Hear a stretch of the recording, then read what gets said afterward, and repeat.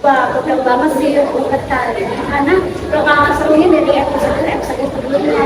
Nah, apalagi terus kesempatan sama kita jadi pembahasannya ini asik gak sih? Banget dah, apalagi pembahasan kita ini udah sangat seru nih. Jadi udah kerasa nih udah sampai setengah jam. Ayo harus kita selesaiin kasih podcastnya.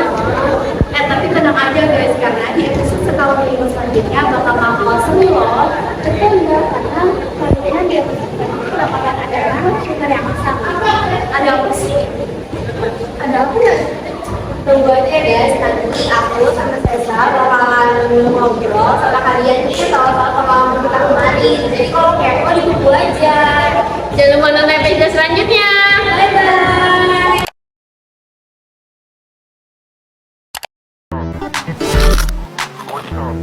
Yang abis dari you.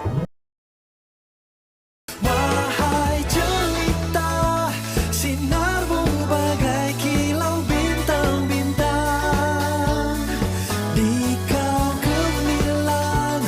Halo Kadarian, kembali lagi di podcast Kawan Rimo, tempat untuk kita menjelaskan sejarah Indonesia dengan cara yang lebih dekat dan juga bermakna dong. Dan juga kita akan membahas tentang sejarah tentang Indonesia dengan Malaysia di konversi dan kita akan membahasnya secara santai saja.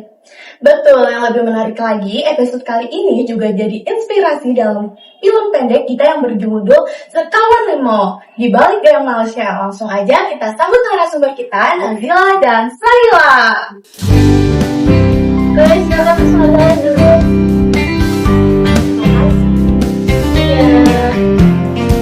Nah, di sini kita mau ngulik tentang apa nih, guys? Nah, sebelumnya thank you banget udah ngundang kita berdua, aku dan Sesa. Jadi itu di sini kita bakalan menjelaskan yang tadi udah sempat dibilang Mutia juga soal konfrontasi Indonesia dengan Malaysia.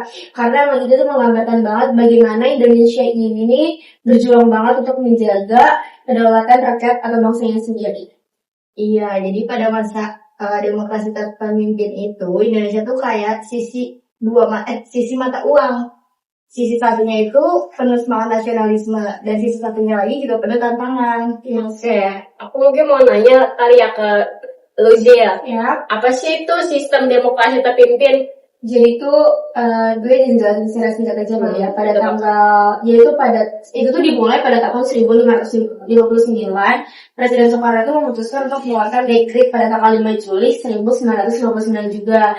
Nah, konstituante ini tuh dibubarkan dan kita kembali pada Undang-Undang Dasar 1945. Jadi Soekarno ini ternyata presiden kita merasa kalau ternyata masa demokrasi liberal ini tuh nggak cocok dan nggak apa ya, kayak nggak pas aja gitu kalau diadain di kebangsaan kita, bangsa Indonesia ini sendiri. kurang gitu ya. Iya, kayak dia rasa kalau nggak cocok, jadi balik lagi juga ke Undang-Undang Dasar 1945 kita. Jadi itunya di tangan presiden. Iya, bahkan kayak dia itu presiden tuh kayak perihal komunis ini tuh kayak ada naskom. Iya, Itu tuh kayak ada nasionalisme, agama, dan komunis ya. Nah, jadi kita langsung aja nih, pasti yang nonton udah gak sabar banget. Nah, topik pertama, konfrontasi dengan Malaysia. Ses, kenapa sih Indonesia tuh bisa melakukan itu? Oh ya, aku ngejelasin dulu ya. Jadi awalnya tuh Indonesia menganggap bahwa Federasi Malaysia itu kayak bentuk dari imperialisme Inggris. Nah, jadi Soekarno itu kayak curiga gitu loh, langkah Federasi Malaysia tuh itu sebenarnya untuk apa? Dia curiganya kayak ini upaya untuk menjatuhkan Indonesia dan Revolusi Asia Tenggara. Ada situ ya katanya.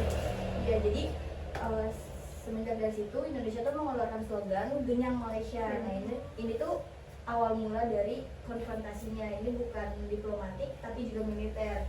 Sampai pada saat itu tuh Indonesia juga sempat ngirim pasukan ya. Kemana Dinas? Ke Kalimantan Utara sama Semenanjung Malaysia. Iya, gitu. Wow, jadi kayak benar-benar tegang gitu ya. banget sih, tarik banget sumpah.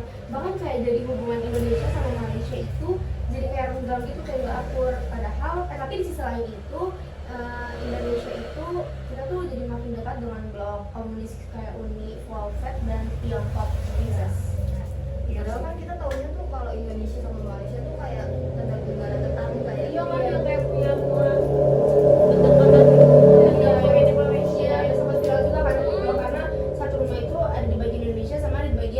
Malaysia sendiri. Bahkan kayak gerbangnya itu masih ada di satu jalanan kayak tol gitu kan, kayak jalan yang lebar yang ada tanda kalau itu udah masuk ke wilayah Malaysia.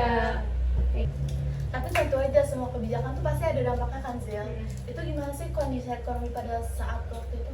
Sumpah itu beneran kacau banget sih, kacau banget. Bahkan kayak inflasi dia itu meningkat sampai 600%. Sumpah, sampai 600%. Itu tinggi banget dah. Ya karena jadi kayak karena hal itu uang jadi kehilangan nilai. Terus bahan-bahan pokok juga jadi meningkat dan kita juga merasa kalau sebagai rakyat menderita karena inflasi itu nanti banget.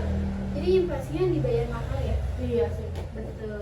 Tapi dari kejadian itu kita bisa belajar kalau misalnya semangat melawan penindasan tuh harus diiringi dengan kebijakan yang berpihak sama rakyat. Iya betul. Nah, itu tadi sekilas tentang demokrasi terpimpin dan juga konfrontasi Indonesia-Malaysia. See you at next time. Terima kasih guys. Sebentar. Kemarin katanya bakal ada cerita tentang pengalaman narasumber. Tapi kok sampai akhir belum ditayangin ya? Apa salah denger ya? Coba aku play ulang deh. Ada apa sih? Ada apa ya? Tunggu aja ya guys, nanti aku sama Sesa bakalan ngobrol sama kalian nih soal pengalaman kita kemarin. Jadi kalau kepo di buku aja. Tuh kan, bener. Saksiin ceritanya habis ini ya.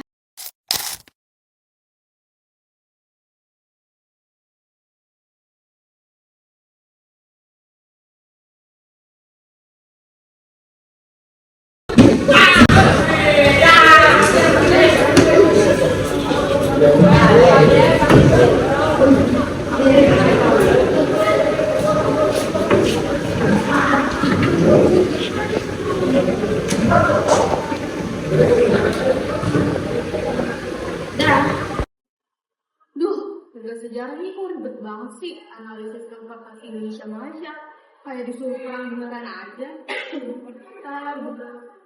Itu banget sih bener soal ini tentang perang itu juga nggak soal perang beneran ya, tapi kan itu tentang mengetahui kita untuk sejarah Indonesia sebetulnya melawan Indonesia dengan Malaysia.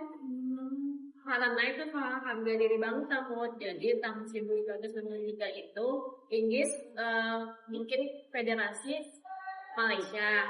Nah, Soekarno anggap itu sebagai bentuk baru penjajahan. Iya benar, bahkan kayak Soekarno tuh membuat slogan Gajah Malaysia, tapi dia juga bukan cuma slogan, tapi dia juga jadi simbol gitu kalau misalkan kita harus mempertahankan imperialisme yang kita punya.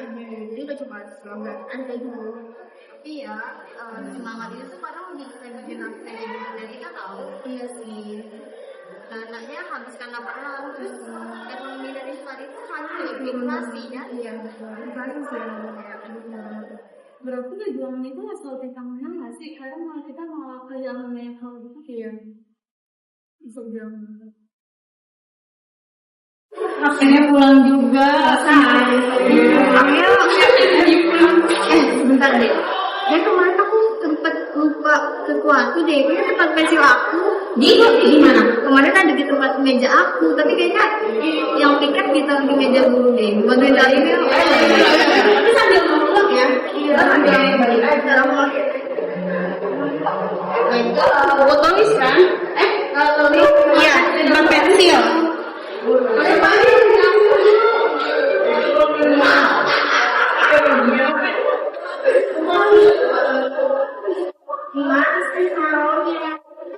Tadi pagi kamu nggak lihat, tapi aku udah coba. Jadi kan kecil pak, kecil warnanya putih. Ada kan enggak? Ya, coba aku cari sendiri di sana kalau nggak.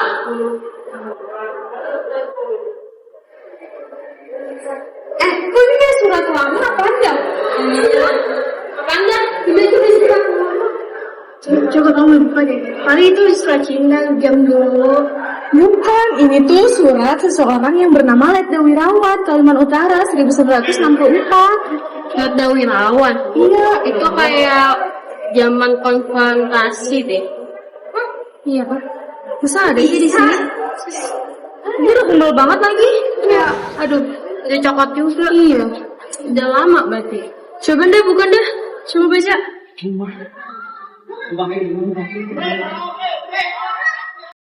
Kepada generasi penerus, kami berjuang bukan karena benci pada Malaysia, tapi karena cinta pada kemerdekaan. Suara peluru bukan kebencian, tapi jeritan agar dunia tahu Indonesia tidak tunduk pada penjajahan dalam bentuk apapun. Coba baca dah. Untuk generasi penerus bangsa. Kita dong. Iya, maksudnya apa ya? Coba dah tutup lagi nih dah. Taruh lagi deh. Apa kita simpan aja? Simpan aja sih.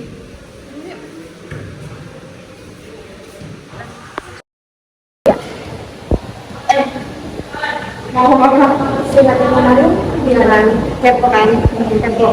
Kalian tuh kemarin udah sempat diskusi, cuma kayak lihat buka isinya itu doang tuh tulisannya nggak betul maksudnya apa. Nggak sih, bukan gimana? Jadi udah suratnya boleh dibuka lagi nggak di kalian bareng-bareng? Isinya iya sih ini doang, tapi kayak baru sama sekali. Dan menurut kalian gimana? Menurut kalian gue tahu sih perjuangan mereka berat, tapi emang benar bahwa yang kita harapkan. Nah, kalau Indonesia rakyat sih perjuangan itu bukan menyaksikan banyak pemberitaan. Kalau di Indonesia dari sisi ekonomi, orang hidup yang makin sekarang sampai inflasinya 60%, harga melambung tinggi. Oh benar, ini perjuangan yang luar kemerdekaan. Tapi kalau kita cuma diam dan nunggu doang, negara kita bakal jadi bola-bola negara lain. Soalnya juga nggak bakal teriak banyak Malaysia. Itu tandanya kita harus ikhlas supaya bangsa kita dihargain. Gue jadi setuju sih sama kayak, tapi gue juga paham sama perspektifnya. Ya emang sih perjuangan tuh harganya mahal banget. Tapi kita juga butuh semangat tuh penting banget. Jadi kayak keberanian buat melawan penjajahan tuh gak cuma butuh fisik aja gitu, tapi kita juga butuh pikiran, butuh hati kita juga untuk melawan penjajahan itu. Ya sekarang tuh suruh dari yang manusia itu bukan lagi peperangan untuk di luar, tapi juga dalam diri kita sendiri. Kebodohan, terus kemiskinan, perpecahan itu udah menggerogoti bangsa kita.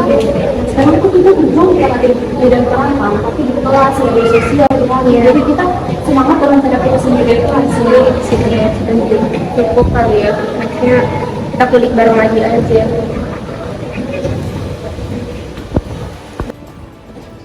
Suatu hari nanti kita bakal ceritain ini ke banyak orang.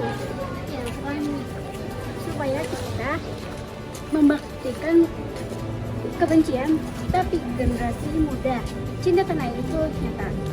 Dan ini juga kita nggak ngejadiin masa lalu aja, tapi bakal kita pakai sampai ke masa depan kita nanti Dengan ilmu, empati, dan semangat persatuan. Untuk Indonesia yang lebih damai dan lebih berani. Kami adalah generasi yang membayang Kebodohan, kemiskinan, dan perpecahan demi Indonesia yang bersatu.